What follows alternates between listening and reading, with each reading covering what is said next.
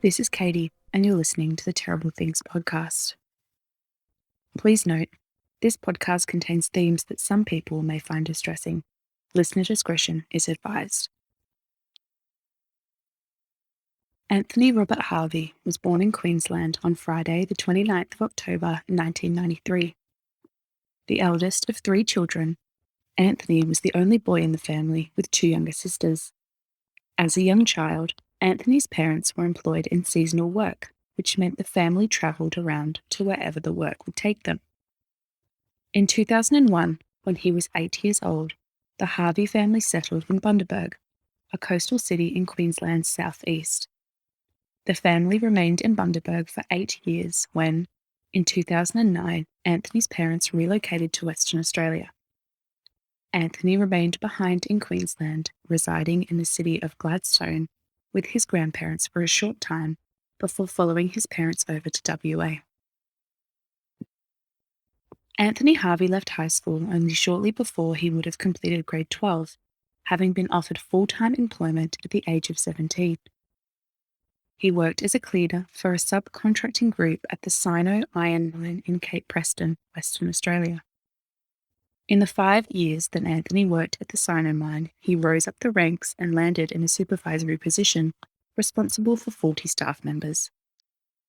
It was within the first 12 months of this job that Anthony Harvey would meet Mara. Very little is publicly known about Mara's life outside the information related to Anthony Harvey. Mara was known to be a frugal woman, saving her earnings from working in the mining sector. In 2008, she purchased herself a house on Coode Street in the Perth suburb of Bedford, and moving forward, she remained financially comfortable, owning other property and maintaining a sizable savings account. Mara was around 35 years old when she met Anthony in 2012, making her 17 years his senior. Regardless of the large age gap, the two soon became romantically involved, and after dating for only a short period of time, they became engaged in August of 2014. 5 months into the engagement, on the 3rd of February 2015, Mara and Anthony would welcome their first child into the world, a daughter who they named Charlotte Kate Harvey. In around August of 2016, Anthony would leave his job in mining and move in with his fiancée and daughter into the Coode Street house. Mara then sold off some additional property she owned in order to buy the couple a Jim's Mowing franchise, which they operated together. Anthony would complete the physical work while Mara undertook the administrative side of the business, whilst also caring for their daughter Charlotte.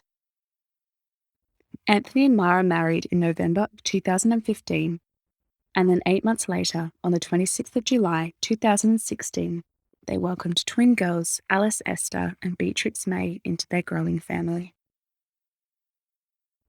The next 2 years passed without incident, the neighbours describing the Harveys as, quote, the perfect family. Twins Alice and Beatrix were often seen wearing matching outfits, and Mara's mother, Beverly Quinn, could be seen at the house almost every day to help her daughter with housework and the care of the children. Mara loved being a mother and flourished in the role.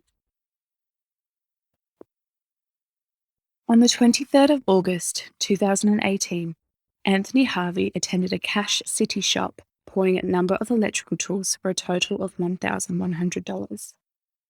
Later the same day, he travelled roughly 30 kilometres to a knife shop in Bibra Lake, where he sold some more tools and purchased a small knife for $100. He then drove to Leederville, where he purchased a Polaroid camera from a camera store. 4 days later, on the 27th of August, Anthony returned to the knife shop in Bibra Lake, where he made some inquiries about a particular knife. The owner of the shop informed Anthony that the particular one he wanted could be ordered in and would arrive sometime in October. However, Anthony declined this and left the store.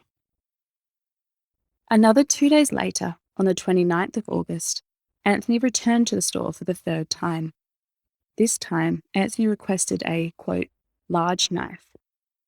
He then purchased one of the largest knives in the store, described by the owner as almost the size of a machete.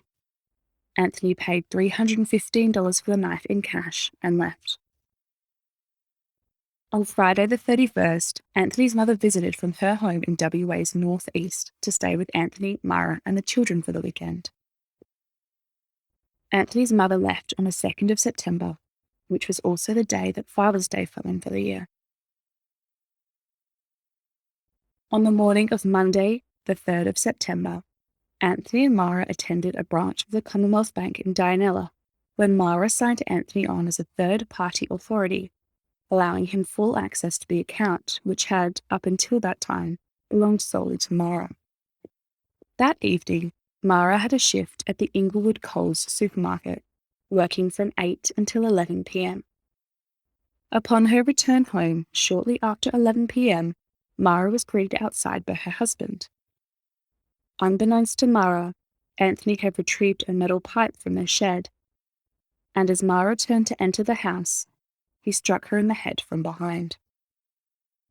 Mara fell to the ground, bleeding, but still very much alive. Anthony went inside the kitchen and retrieved the larger of the knives he had purchased, before returning to his wife, who was lying face down on the back lawn. Anthony then stabbed his wife until he was sure she was dead. A post-mortem would later reveal that she received a total of 12 stab wounds, 7 to her back and 5 to her chest. The knife penetrated deep into Mara's chest cavity, causing significant damage to her heart and other internal organs. Anthony stayed with Mara's body for a while, sitting quietly next to his dead wife in the garden of their home.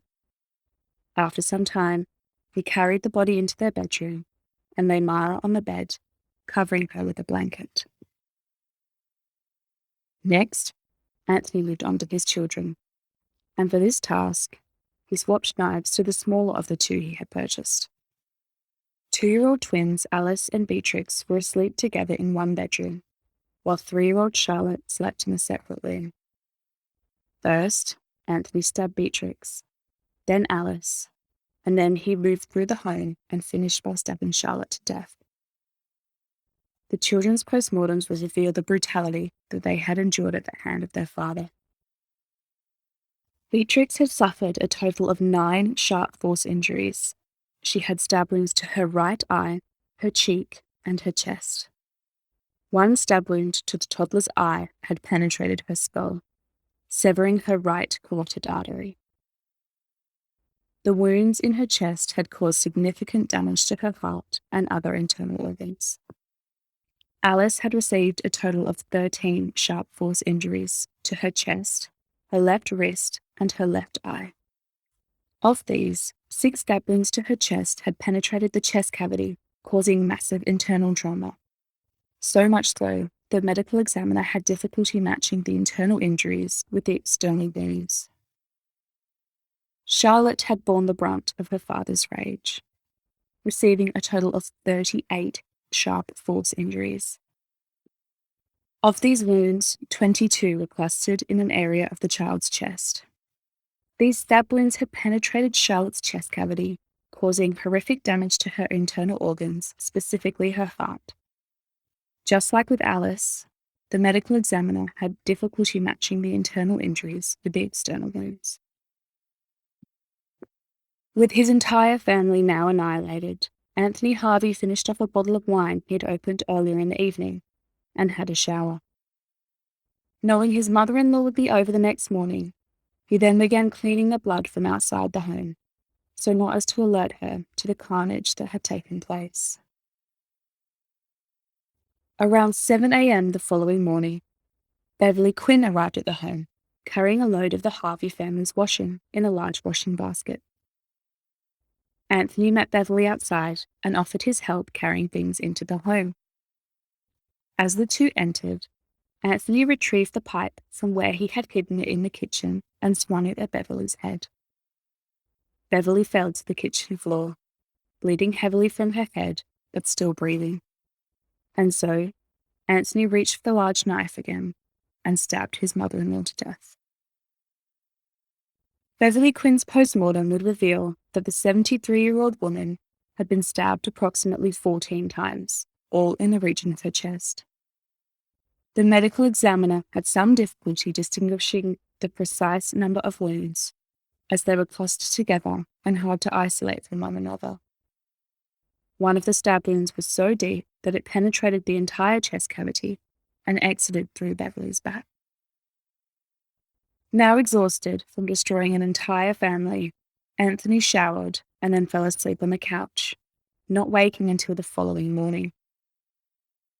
Upon waking on the morning of the 5th of September, Anthony left the house to buy a takeaway coffee and to, quote, drive around for a while before returning to the home. Upon his return, Anthony made the decision to rearrange the bodies of his family members. He propped Mara up on the master bed and spread her arms wide. He then carried the bodies of his daughters into the master bedroom one by one and posed them in their mother's arms, giving the illusion that Mara was simply lying in bed, cuddling her children. Anthony then covered the bodies with a blanket before gathering all of the children's favourite toys and arranging them on the bed. He left Beverly's body where it lay in the kitchen of the home, simply covering her with a blanket. Later that same morning, Anthony drove to a convenience store where he purchased some flowers, which he placed on the bodies.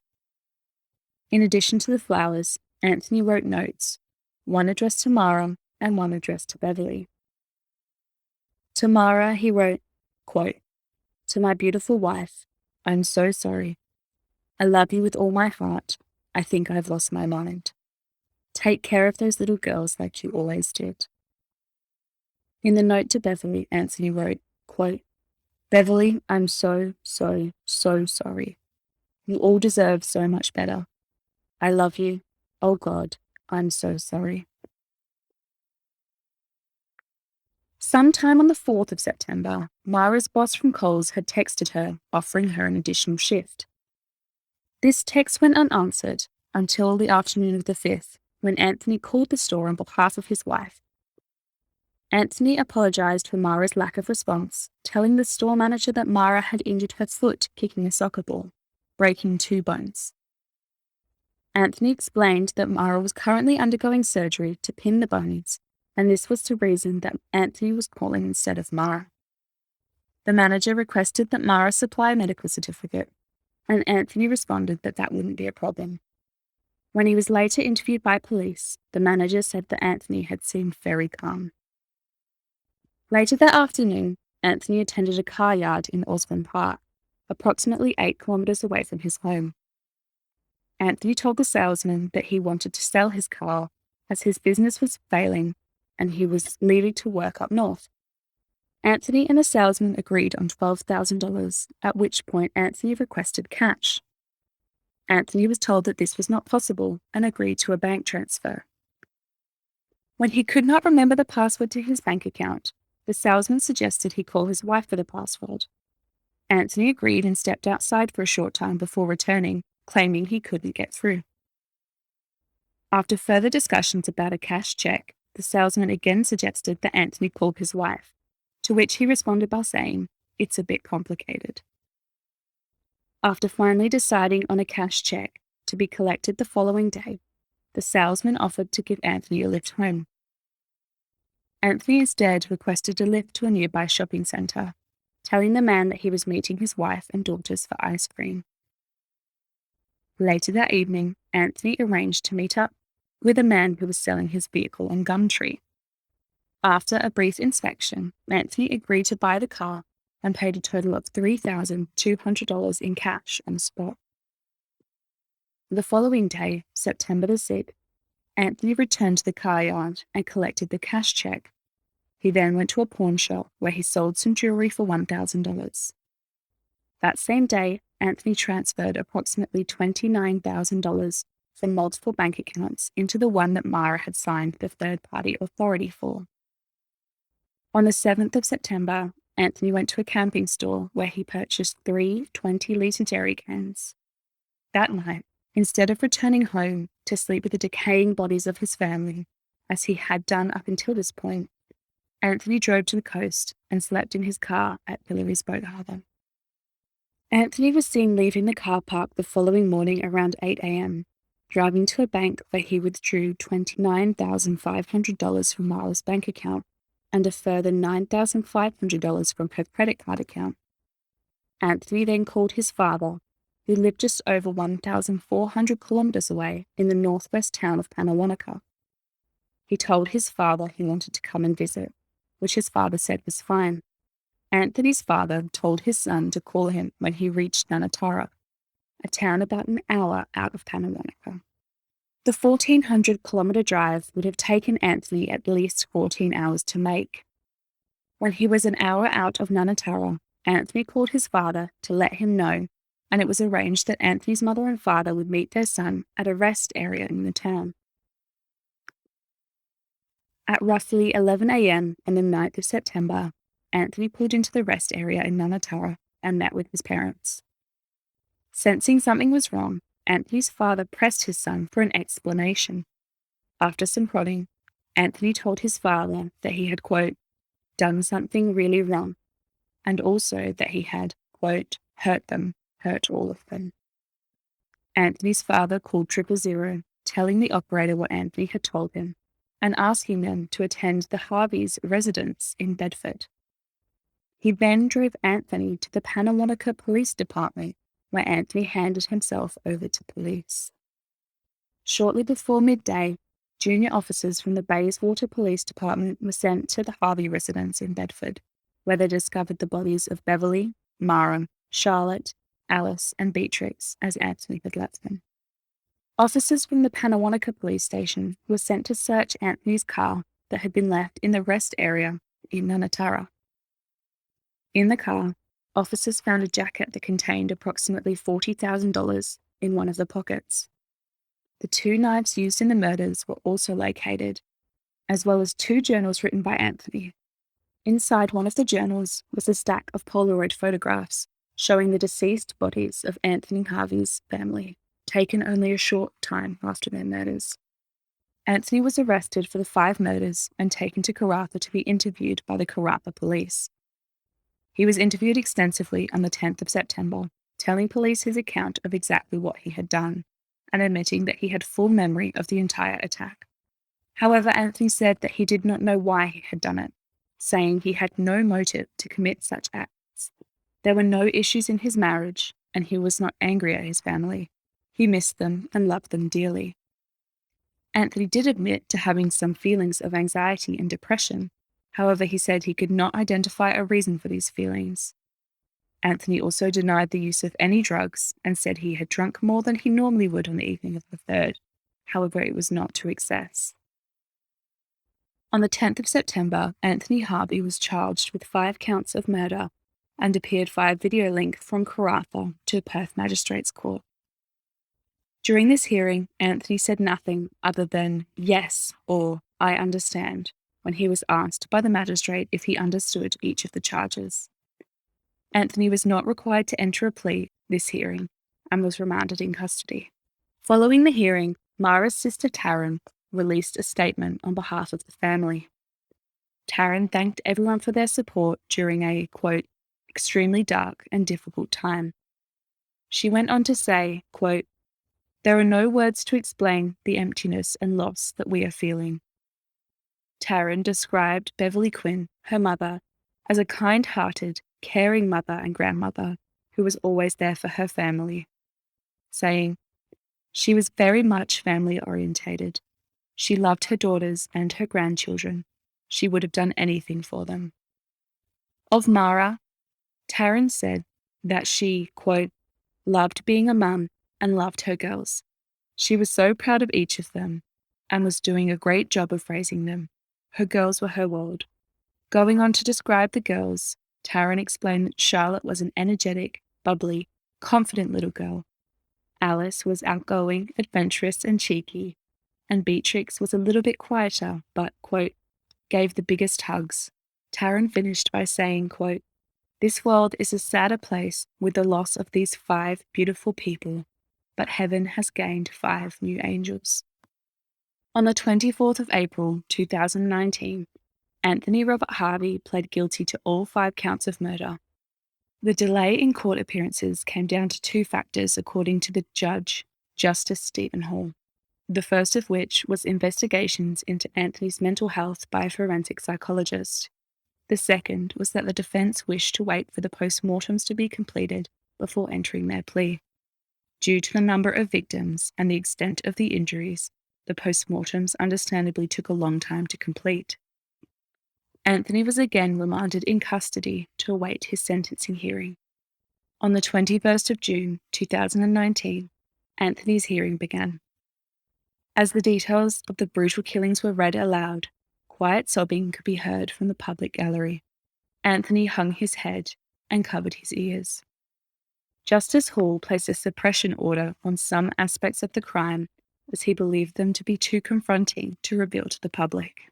Acting for the state, prosecutor Amanda Forrester said, quote, "While it is difficult to have to consider imprisoning a 25-year-old for the rest of his natural life, Anthony Harvey should never be released. His crimes are so severe and have such a wide-ranging impact, any community member would expect he would be deprived of his liberty for the rest of his days. When a person destroys an entire family unit in the way that he has, in a premeditated, violent, almost incomprehensibly and indescribably interest demands no less. They did not mean my submission that the 25-year-old should be locked up for the rest of his natural life." The defence offered a psychiatric report as evidence in the trial. This report showed that Harvey did not suffer from any major psychiatric disorders and that alcohol was not an aggravating factor in this case. The psychologist did say that Harvey presented as consistent with a diagnosis of high-functioning autism. However, she could not make this diagnosis officially based on the short period of time she had spent with the defendant.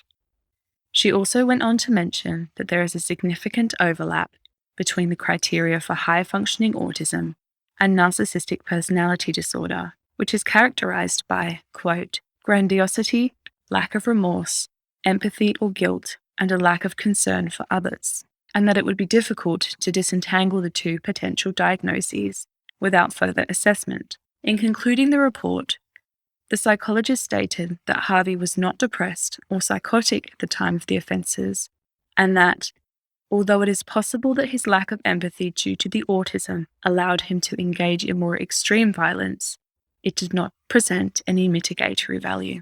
Other mitigating factors raised by the defence were Harvey's young age, given that he was only 25 years old at the time of sentencing, the fact that he had pleaded guilty, and the fact that he had overall been cooperative with law enforcement. On the subject of Harvey's age, Justice Hall said that at the age of 24 when the crimes were committed, Harvey was past the point where his youth would have caused impulsivity, and said, quote, "You are a mature man with no serious intellectual impairment, and there was nothing impulsive about these offences. The aggravating factors significantly outweighed the mitigatory factors. Premeditation, the use of multiple weapons, the number of victims, the lapse of time between murders, the vulnerability of the victims, and the conduct of Harvey after the murders were all raised as aggravating factors." Relating to the vulnerability of the children, Justice Hall said, quote, "The children were very young and asleep in their beds, in their home. This was the place where they should have been safest. They should have been able to trust their father to protect them. That is the most fundamental duty any parent has. You breached that trust and failed in that duty in the most extreme way imaginable." Anthony Robert Harvey was sentenced to 5 life sentences and became the first person in West Australian history to ever be given a never-to-be-released sentence. Mara's sister Taryn asked that her family members not be known for how they died, but for who they were. She said, quote, "Please remember my mum Beverly as a generous, committed, loving mum and friend that she was. My sister Mara for her love, support, and determination.